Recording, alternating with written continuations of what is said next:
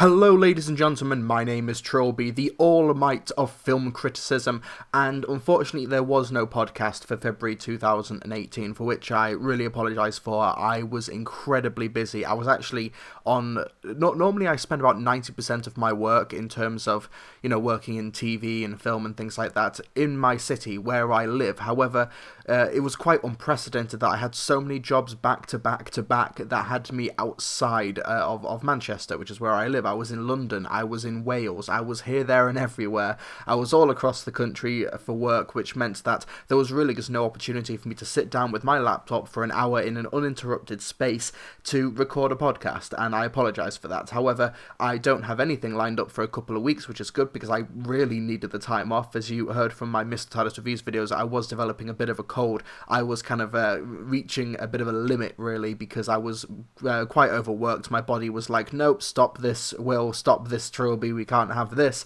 I'm going to give you a cold. So I stopped for, I'm going to stop for a couple of weeks in terms of TV media work, which means I can podcast regularly, I can do videos regularly, and hopefully I can get through my back catalogue of written stuff and also deliver some more video content, which I hope you folks will enjoy. But the elephant in the room right now is that I'm recording this on Sunday, March 4th, which means the Oscars, at time of recording, are about 6 or 7 hours away. I would like to get this podcast sent to my patrons before the actual ceremony itself, so as a result I will just give some really quick predictions, and those of you who are my patrons who listen to this as soon as you get it will hear my predictions, and those of you who listen to it later or watch it on YouTube or on SoundCloud when it goes to the public will be able to look at my list of predictions and also compare them to the actual winners, which will be interesting to see if I was actually right. So here it goes. For Best Picture, I think it will be The Shape of Water. For Best Director, I also think it will be The Shape of Water with Guillermo del Toro. For Best Actor, Gary Oldman for The Darkest Hour. Best Actress, Frances McDormand for Three Billboards Outside Ebbing, Missouri. For Best Supporting Actor, Sam Rockwell also for Three Billboards Outside Ebbing, Missouri. Best Supporting Actress, Alison Janney for I, Tonya. Best Original Screenplay, Get Out by Jordan Peele. Best Adapted Screenplay, Call Me By Your Name, James Ivory, based on the novel by Andre Aciman. Best Animated Feature Film, Coco, although Loving Vincent could pull an upset. Best Foreign Language Film, no idea, but I think Fantastic Woman has some momentum behind it. Best Documentary Feature, I don't know. Best Documentary Short Subject, I think Heroine, parentheses E, is something that has actually had a lot of hype behind it, and it's one that it's almost guaranteed that most of the people actually voting might have actually seen. Best Live Action Short Film, Best Animated Short, that's completely outside of my jurisdiction. Best Original Score will go to Alexander Desplat for The Shape of Water. Best Original Song will go to Kristen Anderson Lopez and Robert Lopez for Remember Me from Coco. Best Sound Editing, Blade Runner 2049. Best Sound Mixing will go to also Blade Runner 2049. Best Production Design will go to The Shape of Water. Best Cinematography will finally go to Roger Deakins for Blade Runner 2049. He should have won it for Skyfall and was robbed by Life of Pi. Best Makeup and Hairstyling will go to Darkest Hour. Best Costume Design will go to Phantom Thread. Best Film Editing will go to Lee Smith for Dunkirk. And Best Visual Effects will go to Blade Runner 2049. Those are my predictions. Some of them are more educated than others.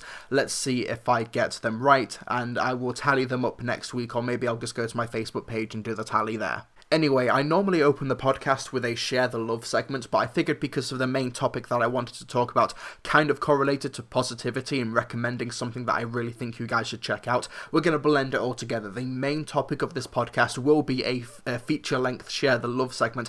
I want to share the love to the anime My Hero Academia, created by Koei Horikoshi. It's a superhero anime / manga. I've not read any of the manga. This is strictly the anime, so I apologize if I'm a complete mainstream tool, but that is what I'm going for. I recently discovered it a few weeks ago, and it has now become my brand new favourite thing in the world. I absolutely love the anime, and this is going to be just a spoiler-free initially discussion, and then I'm going to go completely spoilers and just delve more into the themes and things that I love about the show. If you have not seen the show, listen to the spoiler-free segment where I will not spoil anything beyond maybe the first episode or two.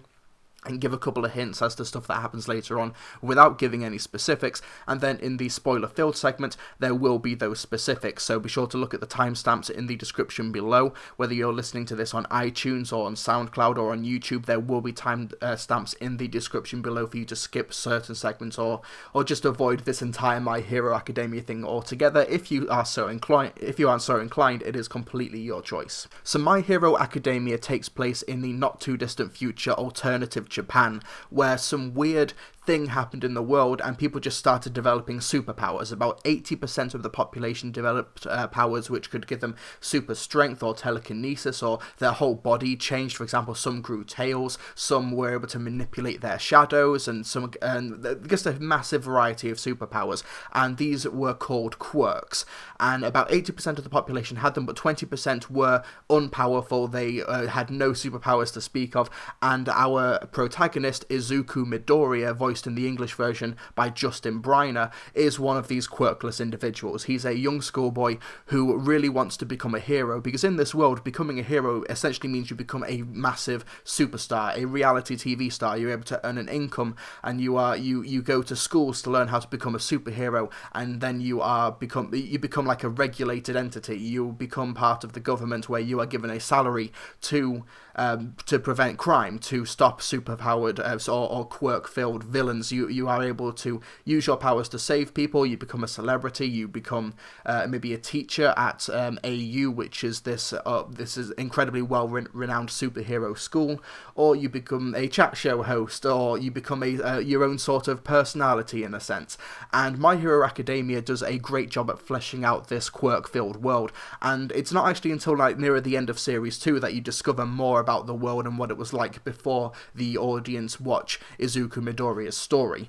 And Midoriya, he's quirkless. He's a non-powered individual, and this completely crushes him, because when he's younger, he's like, I can't wait to get my quirk, I can't wait to become a hero. And his idol, the person who he aspires to be the most, is All Might, voiced in the English dub by Vegeta and Piccolo from Dragon Ball Z, Christopher Sabat. All Might is essentially this world's equivalent of Superman. He's the world's greatest hero. He is the symbol of peace and justice. He always saves people with a smile. He inspires everybody. He has super strength. He can jump really far. He's just comically overpowered. He is the world's greatest hero, and he is the person who Midoriya aspires to be the most. He's got his merchandising. He's got his toys. He's got his posters. He just aspires to be All Might, but because he is quirkless, he is unable to do so. But he still wants to strive to be a hero. And one day he actually gets to meet All Might after being rescued by him from a supervillain, and that is really all of the specifics of the plot that I will give away, because from then on in, the plot goes in really interesting directions, where, without spoiling how or why or whatever, Midoriya actually winds up getting some sort of power, and the power he gets is sort of kind of maybe linked to All Might. We'll go into all of that in terms of the spoilers, but he because he has no quirk, because he has not really trained his body for superpowers, if he uses these powers, he risks breaking his own body apart. If he does a superpowered punch, he breaks his arm. If he leaps into the air too much, he breaks his legs, and he's just flailing around with no way to properly land. He's able to use his fingers to flick really, really powerfully, but he ends up breaking and destroying his fingers. And that's kind of the superpowers that he has to deal with, and that is how he learns to try and become a hero. And when you look at the origins of the My Hero Academia manga and then the anime, if you go into the origins of Koei Horikoshi, you kind of learn more the philosophy of My Hero Academia. Horikoshi is currently a manga artist in Japan who did the Jump Comics series Barrage, and I'm going to butcher this name, Omagadoki Dobutsuen, and these series he created got cancelled relatively early on. They didn't last very long, and when Barrage got cancelled, he kind of went into a depression. He was really down. He kind of doubted his own abilities as a manga artist or as a writer, and he took that negativity and he turned it into something positive. He thought about happy thoughts. He thought about things that inspired him, and it's through that inspiration, through that positivity, that he came up with My Hero Academia. because My Hero Academia is an incredibly uplifting and inspiring anime to watch. Like I said, I'm going to be talking strictly about the anime, not the manga, which I have not read,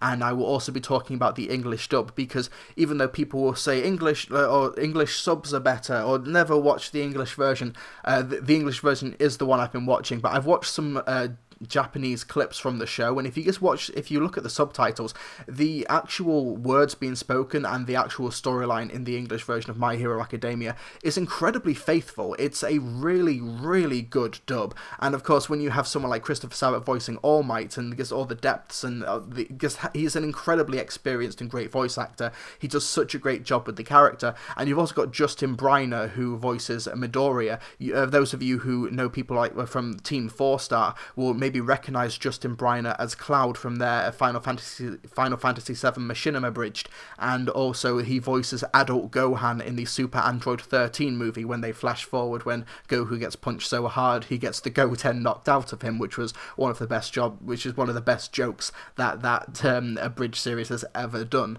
Justin Briner, by the way, is absolutely outstandingly good. He's a relatively young guy. He's quite a newcomer when it comes to the voice acting scene, which is interesting when you pair him with Christopher Sabat, who is the definition of a veteran voice actor for anime and for cartoons and such. And pairing these two, apparently Justin Briner is kind of being mentored by Christopher Sabat over the course of the show when he becomes a voice actor, and as he grows over the course of the series. It's kind of its own weird meta real-life narrative on display throughout the show, which I find really interesting. But Justin Briner, he is able to perfectly sell this idea of Midori being this quite insecure but confident, book-smart kid who is also a bit of a fanboy. When he is quirkless, he studies heroes. He has these numerous books that he's been writing throughout his entire life, where he catalogues all the heroes, he outlines their strengths and their weaknesses, and when he does eventually become a hero, that fanboyism really does pay off, especially when it comes to observing his own classmates and colleagues. And that takes us to the supporting cast. In the first series of My Hero Academia, you do get some great delving into some of the supporting cast. For example, you get Katchan, who is Midoriya's pseudo best friend / bully. The two grow up together, and Bakugo's power is that he secretes nitroglycerin through his hands, which he's able to ignite for explosive powers. He's able to fly with it. He's able to use it offensively. It's a really great quirk in this universe. But Bakugo, Katsuki Bakugo, otherwise known as Katchan, is a absolute bully. He's actually quite psychotic as well, and Clifford Chapin does a terrific vocal portrayal where he's incredibly unhinged, and he absolutely loathes Midoriya once he gets his own quirk, because he thinks that he's being toyed with, that this guy who he thought was a complete pathetic weakling has been lying to him this entire time and could actually surpass him one day, and he does not want that to happen. He's sadistic. He's probably going to become a villain when all is said and done, like in future seasons. But as for right now, he's trying to become a hero, but he's completely unhinged. And Chapin's vocal portrayal completely just leans into that psychotic portrayal. You also have these names in the series. The English dub, they do go for the Japanese names, and when trying to do this video unscripted and trying to do a stream of consciousness thought, it really does not help when you're very bad at these pronunciations. But you've got Ochako Uraraka, who is this young girl who kind of becomes Midoriya's love interest, and they've got a bit of a crush on each other, but she's just a complete ball of fun energy, and her quirk is that anything that she touches loses its gravity, so she's able to make herself float, she's able to make other people float, and make objects lose their gravity. And her introduction in the series is really great. Midoriya is just walking down the road and he falls over, and she catches him so that he doesn't fall, and she's like, yeah, sorry, I assumed you wouldn't mind me catching you. And it's a really good introduction to this really kind-hearted character who doesn't have a great offensive quirk, but is willing to try and make it work. You've got the class president, Tenure, otherwise known as Ingenium, who has rocket boosters on his legs which allow him to run super fast and kick super hard. And one character who I did not like in the first series, or one that really did not stick out, was Shoto Todoroki, and one half of him is ice and one half of him is fire. And I thought in the first series that he was just the sort of cliche rival with a really cool attitude who just has this like devil may care, nothing really gets under my skin attitude, and that persisted throughout the entirety of series 1, which is 13 episodes. But in series 2 they really explore the character, and he has become one of my favourites, and he has possibly the best quirk in the series, like half heat, half ice, and it's used great, like in great terms, in terms of like the defense and the offensive, and they get a lot of mileage out of the combinations in the series. But in the first series he was not interesting. In the second one he got much more complex and a really sympathetic figure who is one of my favourite characters now. And in the high school you also have the faculty staff. You've got the principal, who is one of his first scenes, like he's kind of in the background a couple of times, but his first introduction is maybe in episode 9 or 10. When he goes to meet All Might, and his name is Nezu, and All Might is like, oh, it's the principal, and he says, that's right, so I'm either a mouse or a dog or a bear, but what's important is that I'm the principal. And he's like only a foot tall, he's a weird animal hybrid, goodness knows what he is, and he's a really fun character. You also have Eraserhead, who is able to look at people and nullify their quirks. You've got Present Mike, who is basically the school's DJ and radio host, and his power is able to project his voice. Even when someone in the series goes to his office to talk to him, he's like, thanks for coming down to the station, young lady. So what is this guy? He's really committed to this act. And what kind of is a perfect Deus Ex Machina in the series, and allows them to do the sort of intense action, and also to run this incredibly violent school filled with giant robots that they can train and fight against, is Recovery Girl, who's this old lady who is able to use healing kisses. She is the school nurse, and if it wasn't for Recovery Girl's mere existence, Midoriya probably wouldn't be able to do anything at all in this series. You've also got number 13, who is an expert at disaster relief. She is in this weird spacesuit. She kind of looks like the Michelin Man with a space helmet, and she's able to summon black holes that suck everything in. She further goes into expanding the world, where her speciality is disaster relief, and there are some people at the school who are maybe not great at offensive capabilities, but they're able to help people. And one of the students is Froppy, who is basically this teenage girl who is also a frog, and she is one of the fan favourite characters, and she wants to do that sort of rescuing out at sea. There's one of the best episodes of Series 2, has nothing to do with the plot. It is all world building, and it is an episode where Froppy is essentially going on work experience. She's with a superhero agency. Oh, by the way, yeah, there are superhero numerous agencies in this My Hero Academia world where where the students can get work experience, and they get paired up with superheroes to become sidekicks to get practical experience. And Froppy goes with a group of people who are trying to stop I forget that they're poachers essentially, but out at sea, and she's able to use her powers to help out, and it's one of the best episodes of the series, even though it has nothing to do with the plot. And you've also got some minor faculty members like Cementos, whose quirk is literally just controlling cement, and Snipe, who is able to just shoot people really, really well, stuff like that. So there are some people in the world with quirks who are really, really effective. Like, for example, Bakugo is able to make things explode, Shoto, who is ice and fire, and also All Might, who is incredibly powerful just generally all around.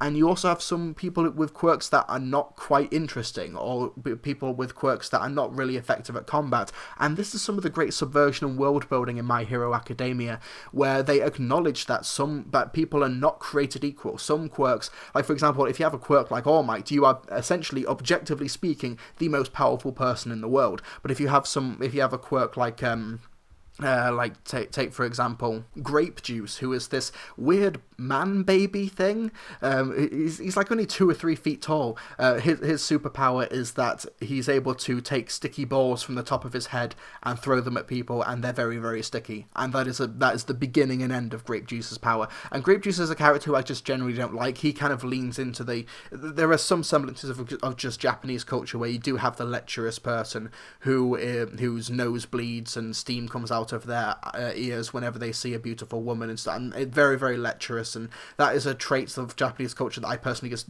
do not get on board with, but I kind of have to put up with if you want to watch anime like Dragon Ball, as well as like Master Roshi is.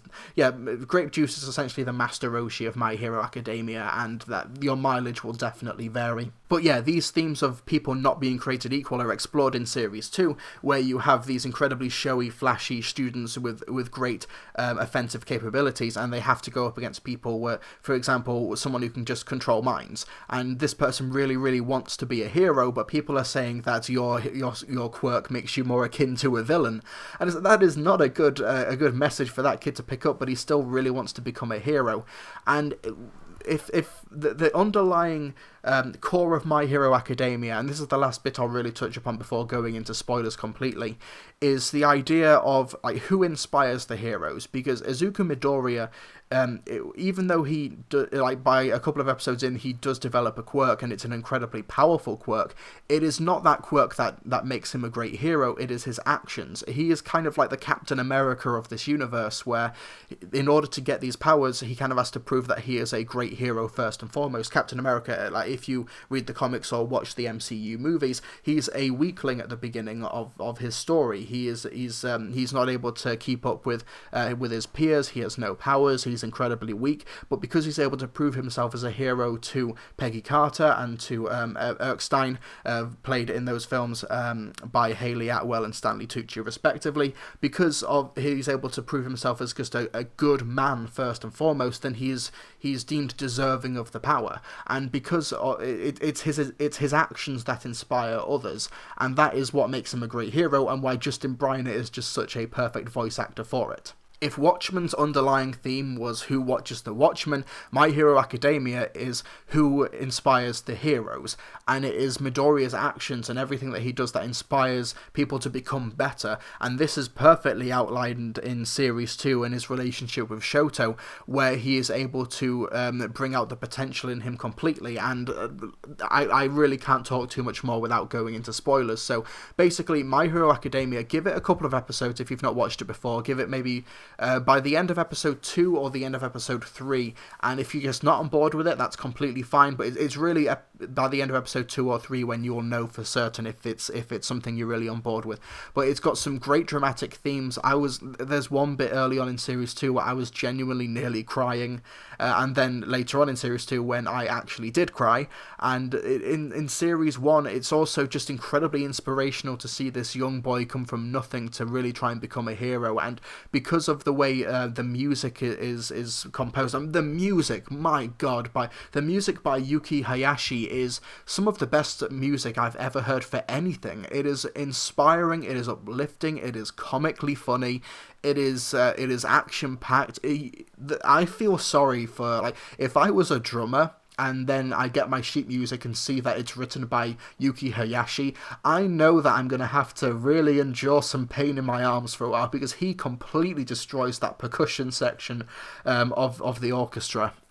But it's to absolute great effect. I love the music, and it has become a meme. It was the first time I'd ever heard of My Hero Academia, and it was through the You Say Run Can Go With Anything. And You Say Run is a track that occurs about halfway through episode 2, which is just incredibly generic action music. And I don't use generic as an insult, I use generic as a descriptive, because it's able to go with anything, because it is generic. But it fits so well in My Hero Academia, and it punctuates some incredible moments. Probably one of the best anime fights that I've ever seen in my entire life, and it's emotional, it's uplifting and inspiring, and that kind of sums up My Hero Academia perfectly. Listen to the You Say Run track on its own. If you're into that, you kind of love the philosophy of My Hero Academia, because that song completely personifies it. And the music is great overall. Some of my favourite tracks are You Can Become a Hero, I'm just looking through the track list right now. Plus Ultra, My Hero Academia.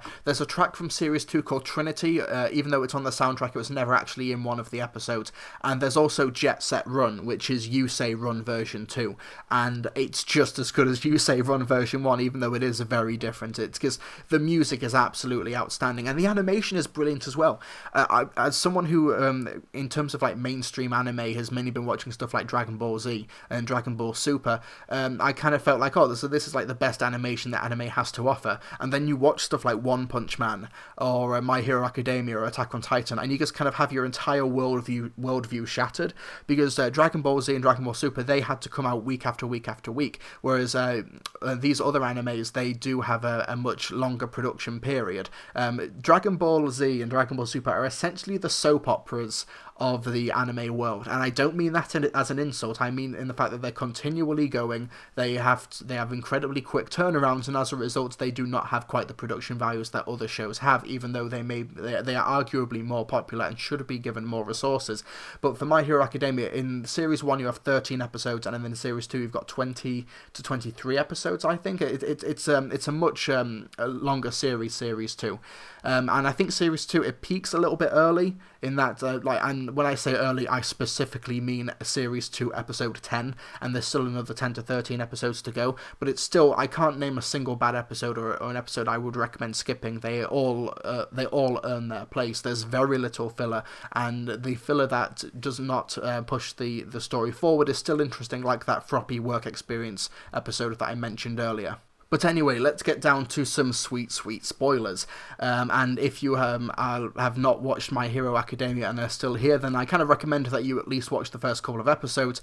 But if you are still here, then let's continue. So Midoriya gets his powers because All Might sees something within him that makes him a great hero, and Midoriya is able to inspire other people to action, even though he has no quirk or powers. So All Might basically deems him worthy of his quirk and inherits it to him, because All Might is someone who years ago was badly damaged by his rival All For One, and this really hinders his ability, so he can only become a hero for a couple of hours a day.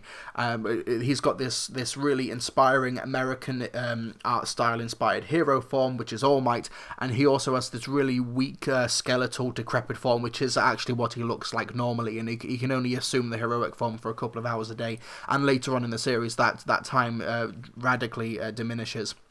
He's always spitting blood, he's constantly exhausted, and he uses that smile as a way to try and encourage people, but try to hide the insecurities that are inside of him. And this is why he's just such an incredible counter to Superman, who is an incredibly hard character to write for, because he is essentially perfect and he has no limitations, whereas All Might has limitations. He is a great hero because in spite of those limitations, he does continue to fight, and he goes beyond plus ultra. He's an incredible character, and Christopher Sabat is just the perfect voice for him, because he has this heroic, great persona, but then when he is in his skeletal form, you kind of feel the weight of the performance. You feel him much more exhausted and much more cynical, and Sabat is able to display that range incredibly well. And I've heard a theory, because recently Christopher Sabat's had children, specifically 1 or 2 daughters. I think he's got 2 daughters. And people are saying that because of that, he now is much more nurturing in his performances. And at least with All Might, you get that sense. I can't speak to any of his other performances, but definitely for All Might, he has that nurturing quality, because he appoints Midoriya to be his successor, but Midoriya is unable to control the power, so he breaks his arm when he punches something, he breaks his legs when he jumps up into the sky. And the first display of his powers, when he's at the exam, and the exam is scored on how many robotic enemies that the potential students defeat, he has 0 points. He's unable to fight anything. He has no idea what he's doing. He's out of his depth, and a giant robot comes around the corner, which is actually worth 0 points. You get no points if you take out the gigantic 20-story high robot, but in that robot you do have an opportunity to demonstrate your abilities, even if you don't get any points for it. And he sees someone in peril. He sees somebody about to get trampled by this robot. He uses his powers for the first time and destroys it with 1 punch, but breaks both of his legs and his arm in the process. And it's the self-sacrifice that inspires other people to become better heroes, and he gets rescue points, and he's able to become part of the UA. He becomes part of the Hero Academia, as All Might says, and All Might becomes a teacher. He's one of the faculty members at UA, so he's able to guide Midoriya and also all the other students to become a much better hero. So in terms of just some of the themes of the story, you get the theme of inheritance, of legacy, of what you choose to do with your path. And Izuku Midoriya, he willingly takes the power. He takes All Might's power, and he doesn't just get it straight away and becomes a hero. He has to train his body for 8 months. He has to he cleans up a beach with All Might's help. He has to follow a diet and an exercise regimen in order just to prepare his body for the incredible power which is known as One for All. And All for One is the name of All Might's rival, but that's stuff that is not currently being explored properly in the manga. In fact, you don't actually get the origin of One for All until near the end of Series 2, in one of the best scenes ever. Eat this! In one of the best scenes of the anime, and it's in Series 3 where we'll probably be getting a lot more. Series 3 is coming out later this year. Fingers crossed, hopefully it's good. It'll be good. I think it will be. So it's the theme of legacy, and Midoriya, he willingly took this power from All Might in order to become a hero. And you have somebody like Shoto Todoroki, who was forced to have this power because in Series 2 you expand the world of My Hero Academia expands its world by talking more about how quirks were regulated, and how Todoroki's dad is Endeavor, who is a fire-based hero and is the number 2 hero behind All Might. And Endeavor married this woman, his wife, basically just so that Shoto Todoroki could inherit his quirk and also her quirk, and that's how he gets the half fire, half ice. Despite having a dad who is all fire, he marries an ice woman in like a forced marriage, and there's whole angles of domestic abuse going along, and Shoto is attacked by his mother and burnt with a hot kettle, which is why he's got the scar on the left side of his face. And he wants to reject the firepower. He uses the ice power, and he wants to try and prove that he can become a hero with just that, and sort of and he also wants to disavow his dad, and he never uses his left side, he never uses his fire side. But it's in Series 2 episode 10, which is entitled Shoto Todoroki Origin, which is probably the best episode of the entire series, and it's a fight in a tournament that they hold at the beginning of Series 2 for all of the UA students, where Midoriya and Shoto have a fight with each other, and it's the quarter or semi-finals. It's not the final round, but it's one of the best fights I've ever seen, and it is so emotionally charged. It is the episode that genuinely made me cry. It is what happens that Midoriya is completely on the defensive, using breaking his fingers and his arms to try and defend against his ice powers, but Shoto's not able to get a proper hit on him. So Midoriya tries to get through to Shoto to use his firepower, and the logic he uses is that everyone at UA is trying their best to become a hero. They're giving 100%, they're trying their best, and it's kind of an insult to those people if Shoto only decides to use half of his power, that he feels like he's able to win using only half of his strength, but Midoriya wants to test him and prove that he can't do that he needs to become whole if he wants to become himself, and also to become a true hero. And it's the moment when Midoriya and Shoto have had very different upbringings. They've had their own trauma in a sense, but very different trauma, where Shoto's is more external and Midoriya's was much more internal, because he was completely crushed when he went to the doctors and learned that he would not have a quirk, that he could never become a hero. And his mother also did not give him the support that he wanted. His mother said, "I wish things could be different," and those were not the words he wanted or needed to hear at that time. But it's that time when he was unable to become a hero, where he believed he was a complete write-off, that kind of built his character.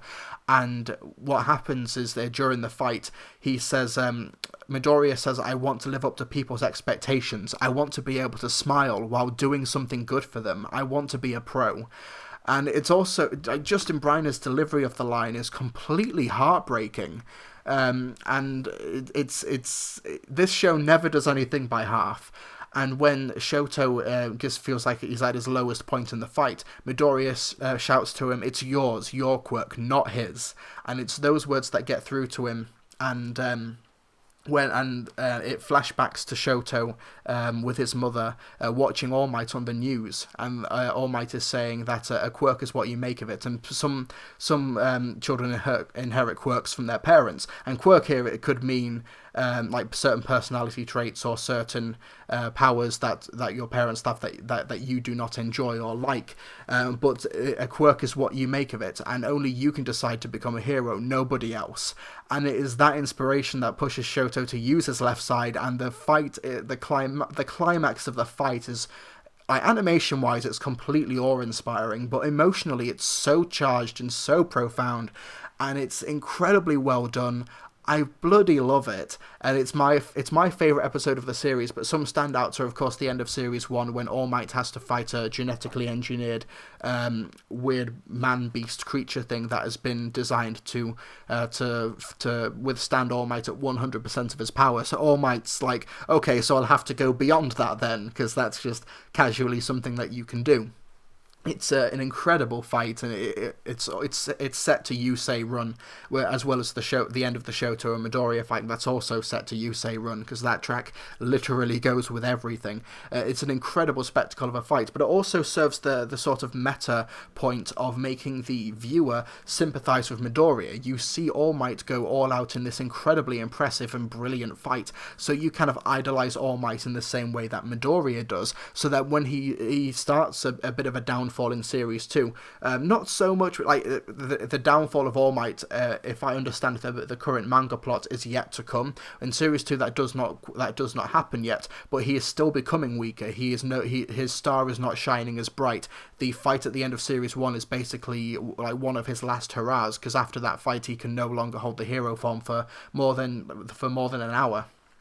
At the end of Series 2, after the viewer and Midoriya have spent all this time idolizing All Might, and Christopher Sabat's his vocal performance has endeared everybody to the character, he becomes a villain for one exam, and it's the final exam for the UA students. Where they have to fight their teachers, because the teachers, the faculty staff, kind of recognize that the heroes are becoming more bold and becoming stronger. So what you have to do is you have to test the students even more. So you can't just have them fight robots, they've got to fight people with quirks, so they fight the faculty staff. And that's another underlying theme of My Hero Academia, which is depressingly relevant, because the quirk All for One that All Might gives to Midoriya, it's combined with something called the stockpiling ability, so you are able to pass it on to somebody else, and with every subsequent inheritance it gets even more powerful. Subsequently it becomes harder to control, but the power for good does become more powerful. But conversely, the One for All villain, who has yet to properly reveal himself in the series, his power is that he's able to take the quirks of other people, so he has multiple quirks that he can combine with each other. And it's this idea that ties into the theme of inheritance, that as evil grows more and more powerful, and as time goes on and evil becomes more powerful, the good that has to combat it also has to become more powerful to face it, which can be more difficult to handle, and it's difficult to surpass that wall, or to climb over that wall and to become even more powerful to combat the more powerful evil. But it's still something that has to be done, and something that can be done. And if you just look at the world right now, yes, the evil is much more powerful, but the good has to try and match it, and that is one of the other philosophies of My Hero Academia. There's an awful lot to this series, but yeah, All Might, he becomes the villain for an episode when he has to face off against Midoriya and Bakugo in their final exam. And there's a great moment where they decide to team up and try and face him, and All Might, being the world's most powerful hero, just clobbers them, and he says, "Oh great, you used teamwork a bit reluctantly, but it was a prerequisite for this exam." I think that was a great subversion of the moment, and there's a great bit in the fight scene when they're running away from him, and Baku goes like, okay, next time he comes along it'll be my turn to blast him, and then All Might just runs up alongside him and is like, interesting, and then what will you do? It's a great comic moment, and that's one of Christopher Sabat's strengths as an actor. He can have this authority, but he can also simultaneously be really, really funny. If you just look at some moments from Vegeta in Dragon Ball Z and Dragon Ball Super, he can be really intimidating and also really, really funny. It's a great balance, and it's why he's one of the best voice actors in the business. And in Series 2, you've also got a mini arc where the hero killer Stain comes along, who has an incredibly perverse and violent quirk. But I think that's kind of all I need to say about My Hero Academia for now. I don't want this podcast to be way, way too long where you folks can just watch it or rewatch it, and I just cannot wait for Series 3 to come out. There's also apparently a movie coming out this year, at least in Japan, and it's going to feature an original story, but apart from that, I'm not really sure what else there is about it. I might also check out the manga as well, but because I feel so attached to the characters and Justin Briner and Sabat's version of Midoriya and All Might that I don't know if I'll be able to watch the Japanese version if that comes first. It will come first, and then the English dub will probably come a few months later. But either way, I can't wait to follow this series even further. I think that it's one of the best animes that I've ever seen, one of the best shows, period, on TV right now. I hugely enjoy it, and if you're still listening to this and you haven't seen it, then what the hell are you waiting for? Check it out. It's absolutely superb. So next up will be the Patreon questions segment, where my patrons ask a question on my Patreon, and then I'll answer it on the podcast, which should be a lot of fun. And I apologise for the delay in answering these questions. Like I said, there was no podcast in February, for which I'm very, very sorry for. But hopefully I'll be able to make up for lost time. So the first question comes from Ben Greeley, who asks, what is your worst cinema experience? I've, for the most part, been quite lucky in terms of cinema experiences.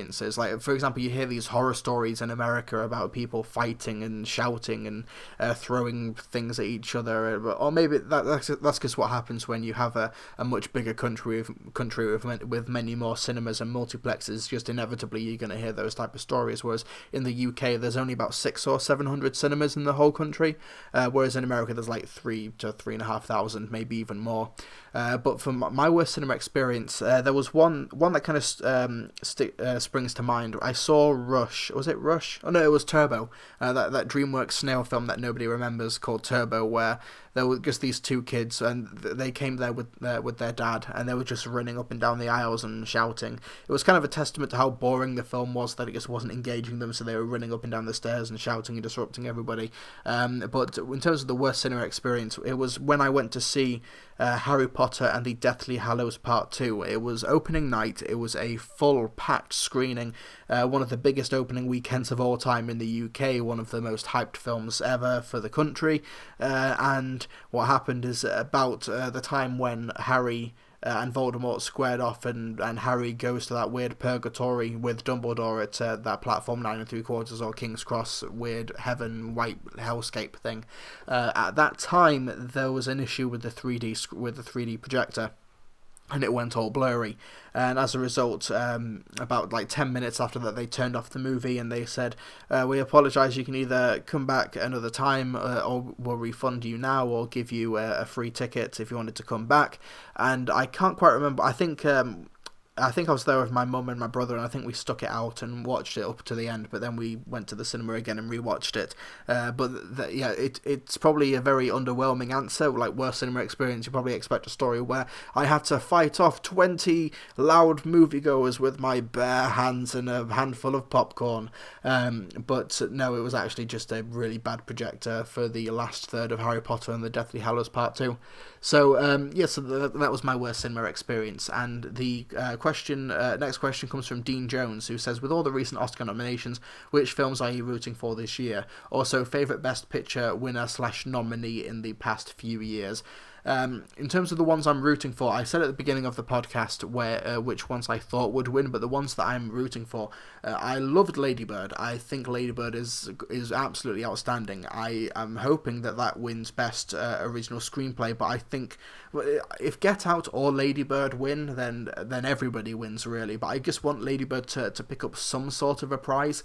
I don't think she will, but if Greta Gerwig did win for Best Director, I don't think she's the best out of that 5, but I just want Lady Bird to be rewarded for something, because she's not gonna, Saoirse Ronan's not gonna beat Frances McDormand for 3 Billboards, even though I think Frances McDormand has been much better elsewhere. But then again, Saoirse Ronan, like, this will not be her last nomination. This is like her 3rd nomination. She was amazing in Brooklyn a couple of years back, and she's just gonna continue to do amazing work. So she'll get her chance at some point. But I want Lady Bird to at least walk away with something, but I'm not sure if it will.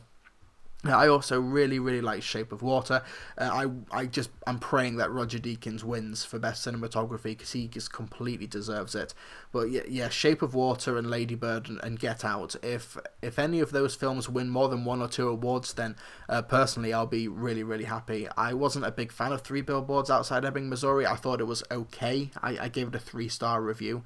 So if some other film could win Best Supporting Actor or Best Original Screenplay, then that would make me very happy, but that might not be the case. So I'm kind of rooting against 3 Billboards and for Get Out, Lady Bird and Shape of Water. Those for me are the best 3 by like a wide margin, so those are the ones that I'm rooting for. But as for my favourite Best Picture winner or nominee from the past couple of years, my favourite film is normally not one that has been nominated for Best Picture, but sometimes there is a bit of crossover. Like, for example, last year I loved La La Land. I think La La Land is absolutely terrific. The year before, Mad Max Fury Road and The Martian and Brooklyn as well. Those 3 films. Also Spotlight. Not Spotlight, sorry, The Big Short. That shows how much I love The Big Short. I got it mixed up with Spotlight. Out of those nominees, I think Spotlight was the second weakest. The weakest one was by far and away The Revenant, which was massively overrated. But yeah, Big Short, Brooklyn, Mad Max, and The Martian were outstanding. I completely forgot Room as well. Room was amazing. So there were some great nominees in 2015. For 2014, I loved Selma, Whiplash, and The Theory of Everything. The year before, Wolf of Wall Street was maybe the best out of all those nominees. I also loved Her, but there was no way that film was going to win.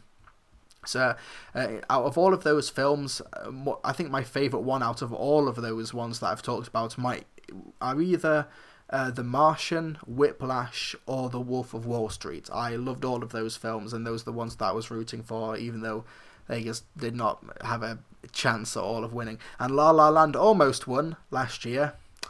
Almost. Before it had its moment taken away from it, which was pretty funny, all things considered, but hopefully that does not happen again this year. So the next question comes from Edward Sweet, who asks, what are your thoughts on Zack Snyder's Watchmen? I was inspired to rewatch it after reading the first few issues of the new comic spin-off Doomsday Clock.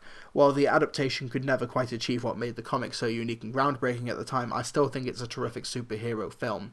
So I agree. I think it is Zack Snyder's best movie, all things considered. Watchmen is a great adaptation of what was thought to be an unfilmable graphic novel. When reading the Watchmen comic book, I always skip the Tales of the Black Freighter series, and I know that people are going to completely decry me for it, but it was a subplot that I just never got into, and because Watchmen the film gets rid of that unless you're watching the super extended director's cut version, because Zack Snyder's Watchmen gets rid of the Tales from the Black Freighter, I think it moves at a much better pace than the original graphic novel. I also defend the ending. I think the ending of the Watchmen movie yeah, sure, there's no giant squid, and it's not quite as out there sci-fi as the original graphic novel, but it ties the cataclysmic event at the end of Watchmen more personally to the characters themselves, which made it a much more interesting ending in a sense, and it kind of added a wrench into the moral quandary that was displayed at the end of the Watchmen graphic novel. It kind of changed the game a bit, and that was a change that I really appreciated and enjoyed. It shot incredibly well. I'm not a big fan of who they cast. I forget her name, and I'm a terrible person for it. It's the lady Watchman person. What's her name?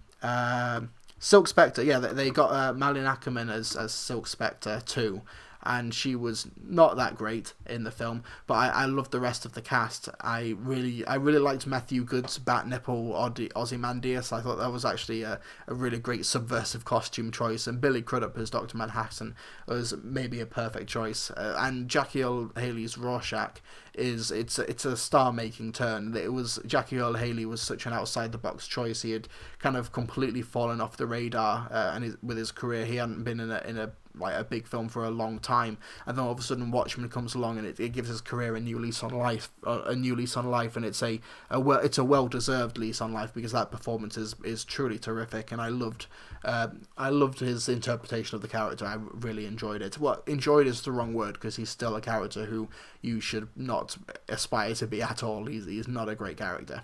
Next question comes from Cassidy Winter, who asks, what are some of your favourite aliens in film? I'm going to try and avoid TV, because I think some of the best aliens in the medium are actually on TV, whether it's like the Daleks or some of the really inventive and strange aliens you get on Futurama or and other sci-fi TV shows. But for film, you've got I don't know why this is one of the first ones that came to mind, but I love the Thermians in Galaxy Quest. I love even though you see them in human form predominantly, I love the performances. I think all of the Thermians, the actors they got, are just great at comedic timing, and their weird, vacant, and happy expressions all the time. It's also just a great implementation of the aliens perfectly suiting the story that they're in, where they become obsessed with this TV cast from the Galaxy Quest TV series, and they think that all of the TV episodes are real, so they try and get the actors to save them from a very real threat. I love I forget their names, but it's the weird brutish creatures from The Fifth Element. I think my partner's got one of those as a Funko Pop. There's there's just a whole host of awesome creatures in Fifth Element as well. Those are some of my favourites as well. You've of course got Alien and Predator, but that's such a cliche pick. The prawns in District 9 are some of the more expressive and some of the more empathetic aliens that you can possibly have. They're so, once again, so well tied to the stories that they're trying to tell. E.T. is one as well. Does The Thing count? So The Thing from The Thing? I think that counts. I think that's a space alien, I think, more or less. Just looking at just some of my list of favourites, it's not a movie one. It started in the book, but in War of the Worlds, you've got the original, like, was it 1950s or 1960s, or maybe it was the 70s. I can't remember what year it came out, but the original like movie of War of the Worlds, where they've got the weird Simon Says face and the three-pronged sucker fingers, and they have those floating death machines as opposed to the tripods in the Steven Spielberg version, and also the original book and the Jeff Wayne's musical.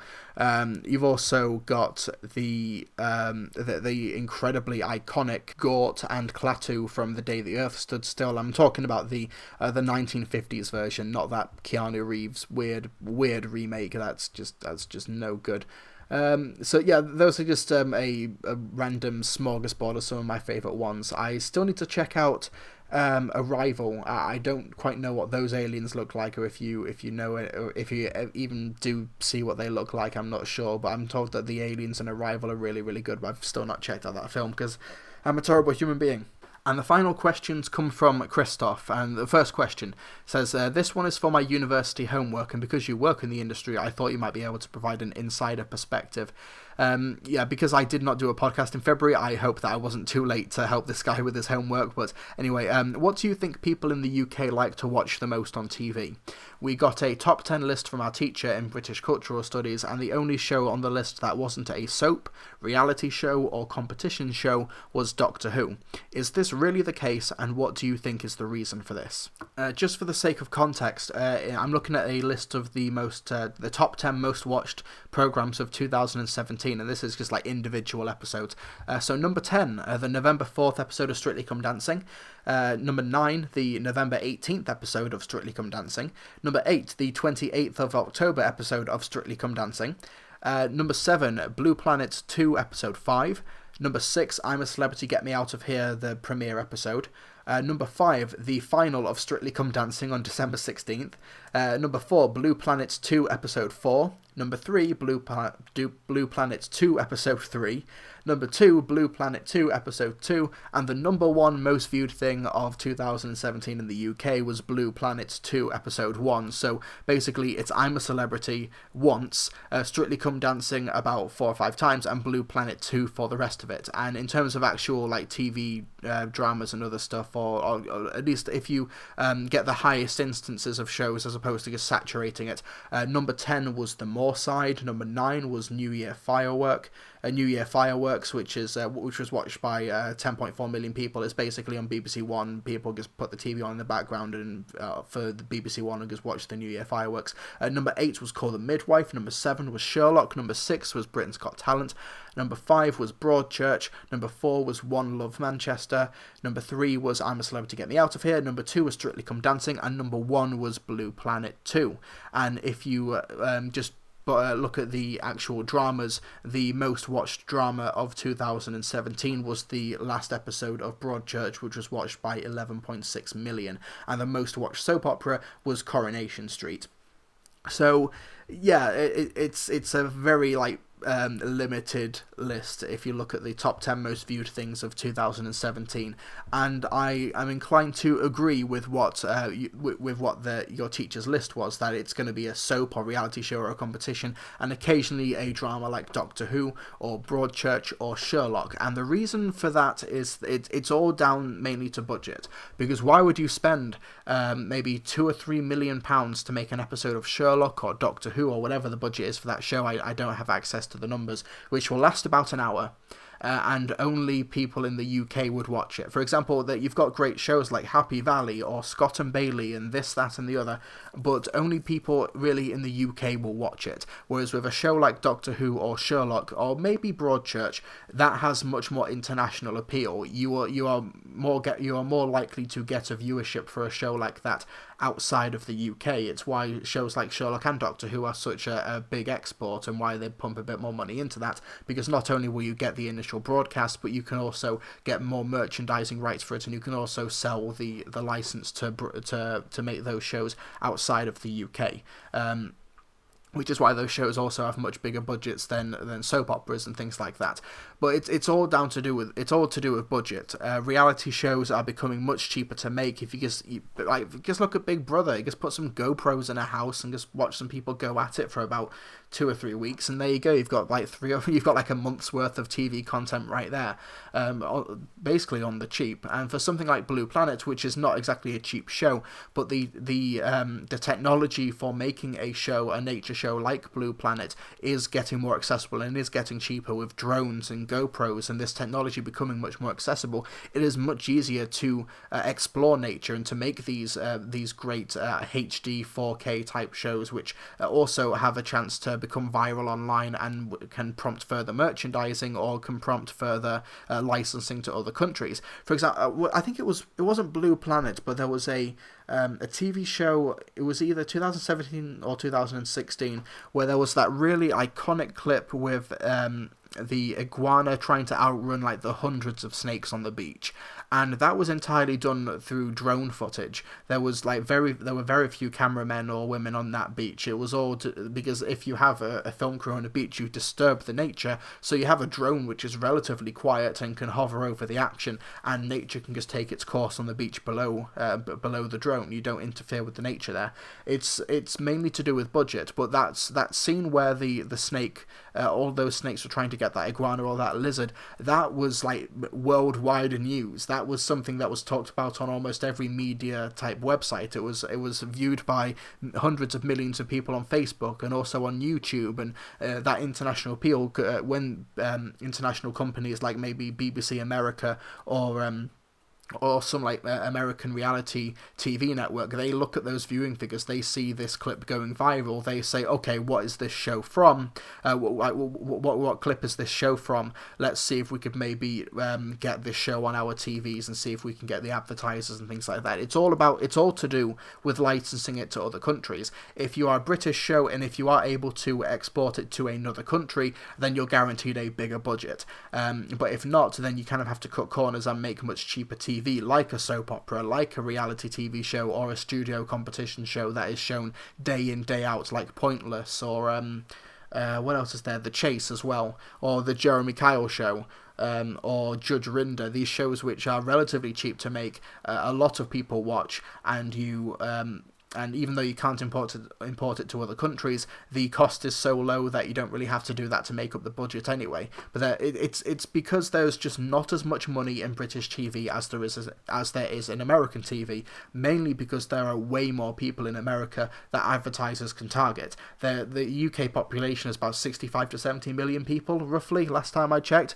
but America is 5 or 6 times that audience. As a result, there are way more people to advertise to. You also have more subscription services.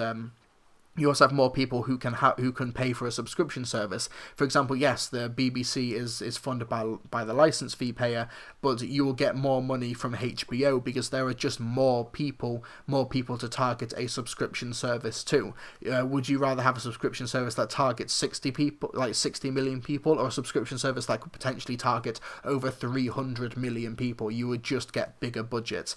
It's stuff like that. It's all to do with money. And the very few shows that can have a budget have mainly been budgeted that way because they think they can sell it to the US or to Japan or to the East or whatever.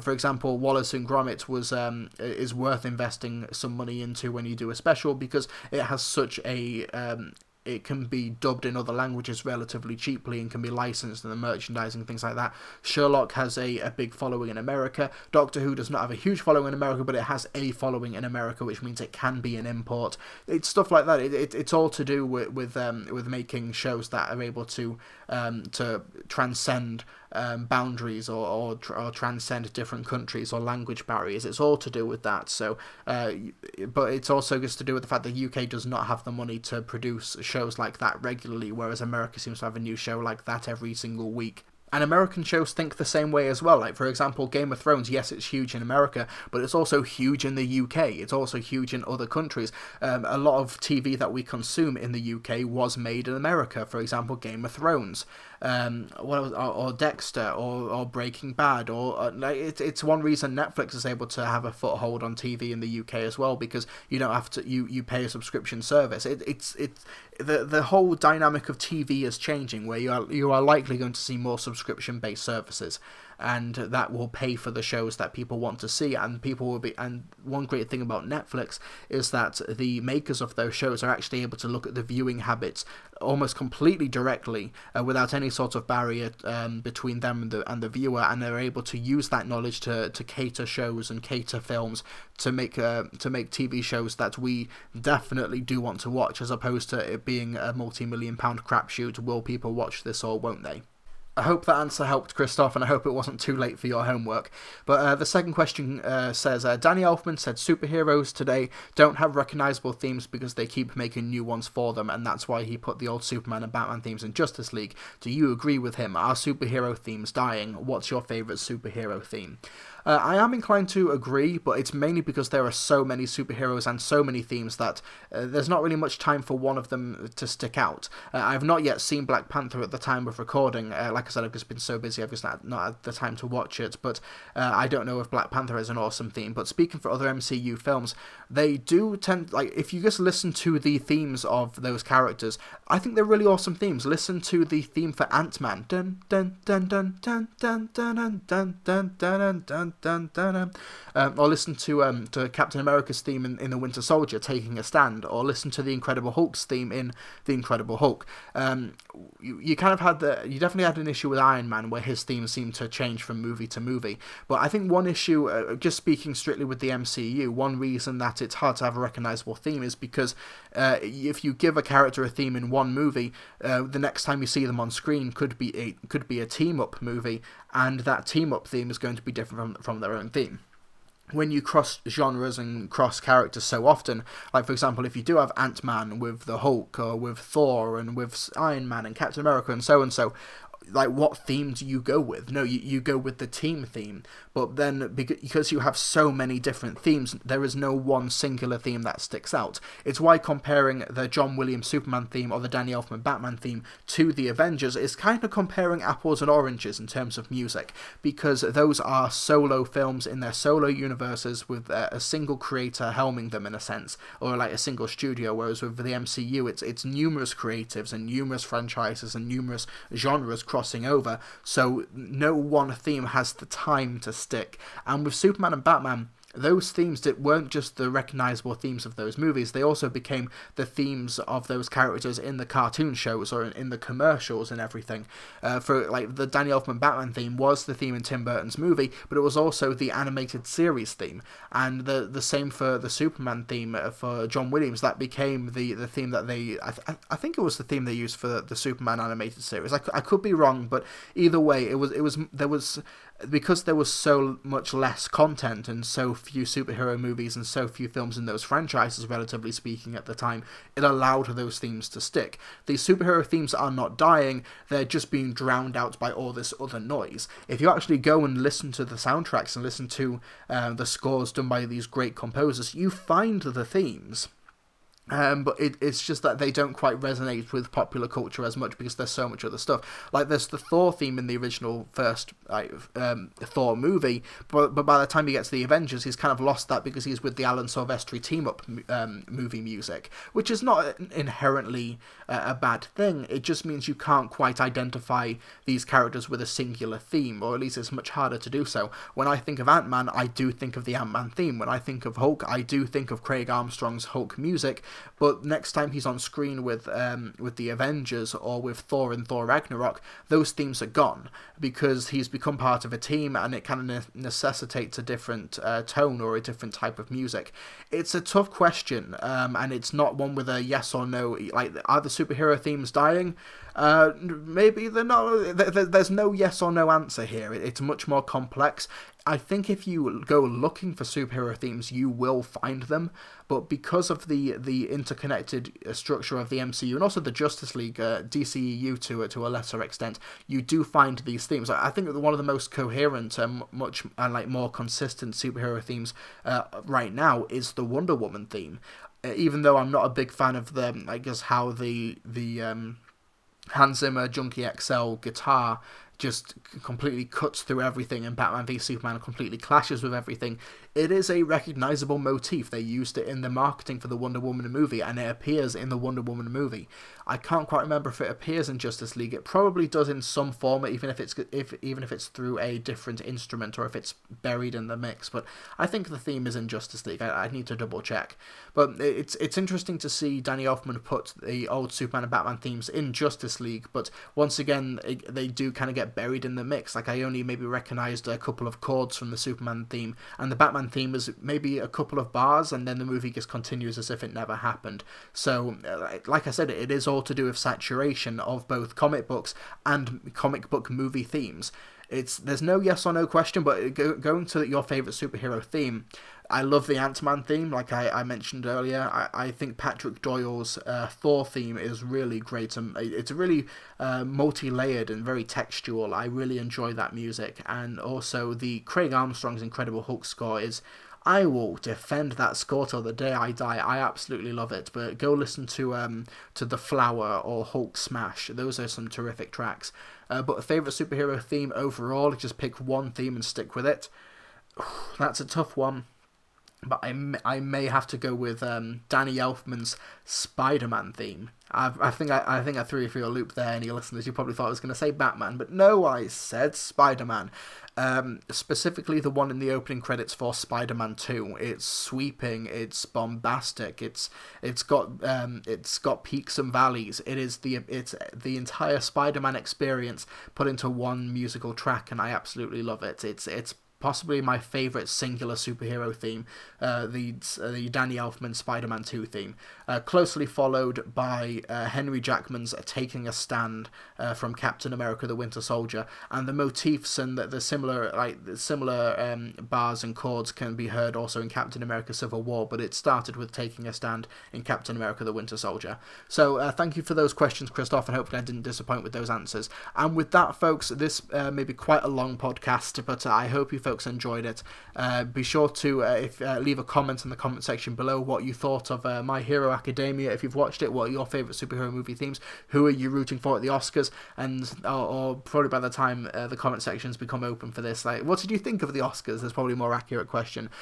Please rate me on iTunes. Be sure to subscribe on iTunes or on SoundCloud and also on YouTube. Hit that like button if you're on YouTube. I'd also like to thank our sponsors for the podcast as well, T-Blocks, where you can get geek-related shirts delivered to your door every single month, which are catered to your own personal themes or your own preferences. I'm going to try and get myself a My Hero Academia shirt from there. I'll see if they've got anything like that, but you pick the theme. That's probably my favourite part about T-Blocks, where, for example, I don't watch Game of Thrones, so if I got a random box and there was a Game of Thrones shirt, I wouldn't know, would I want to wear it? I have no idea what I'm representing here, but you can say you're into Doctor Who, or Deadpool, or X-Men, or Marvel, or My Hero Academia, or Dragon Ball, or whatever, and they'll deliver you one of those shirts straight to your door. And if you use the coupon code Trilbee TBX, TRILBEE TBX, you'll get a discount at your order at checkout. And you will also support the Film Brits podcast and also the Trilbee Reviews channel. So thank you so much for listening to this podcast, and I'll see you guys next time.